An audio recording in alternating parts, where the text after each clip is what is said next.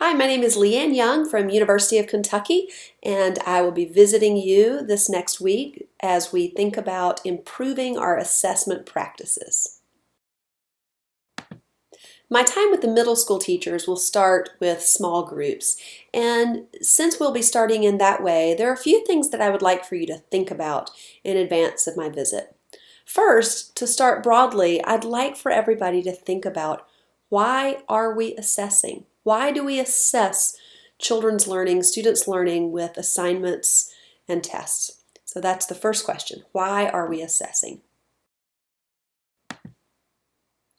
Assuming that one of the reasons that you feel that we should be assessing is in order to improve our instruction, to find out where students are on key standards or key skills so that we can know exactly where they are and support their learning at high levels. So what I'd like for you to do next is to think about an assignment that you have in your class and determine what standard or set of standards is this assignment connected to. What is it that you're trying to assess with this assignment? Now, for this standard or set of standards that are measured by your assignment, I'd like for you to think about three areas: knowledge, lower order actions, and higher order actions. So first, I'd like for you to think about just the knowledge. What knowledge, the nouns, what knowledge do students need to have in order to demonstrate mastery of this standard or standards?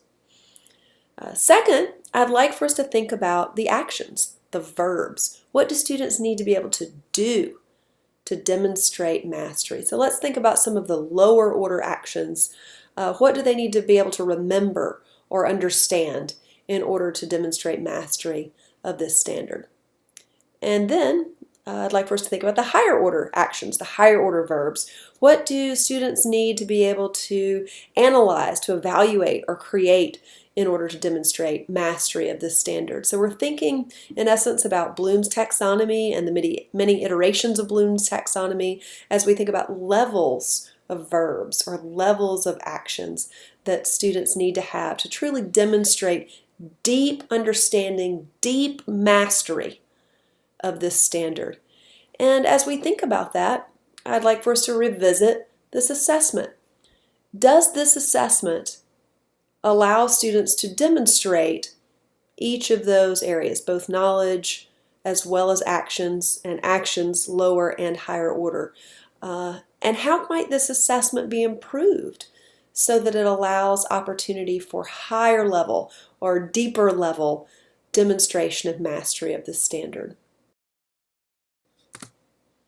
Lastly, I'd like for us to think about the way that we score our assessments. So think about this assessment that you were just reviewing, and how do you score this assessment? If the purpose of our assessment, if one of the reasons that we're assessing is to give us really great information on how a student is performing on a standard or set of standards and give the student that information, is the way that we score this assessment conducive to that understanding?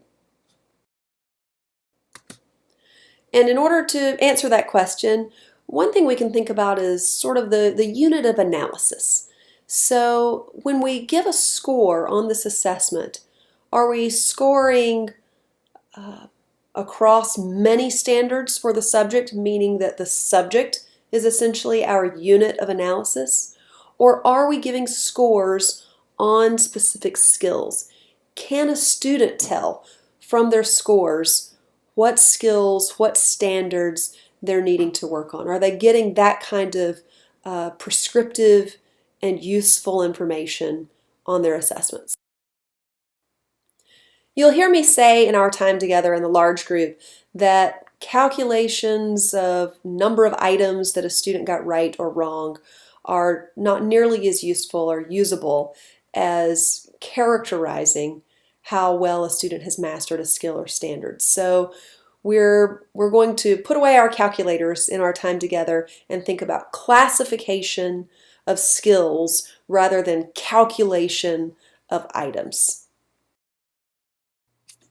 I look forward to seeing you next week. I hope you will think about these questions and thoughts before I arrive and come with your deepest thoughts and most difficult questions, and I can't wait to engage in the conversation with you.